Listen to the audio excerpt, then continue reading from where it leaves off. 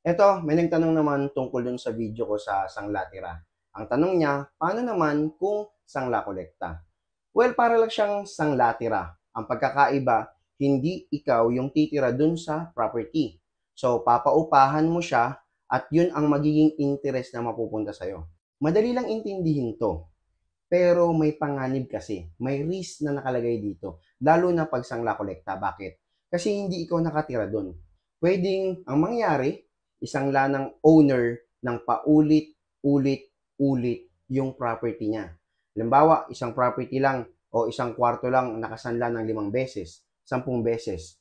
So, yung renta na napupunta dapat sa'yo, mahahati sa marami.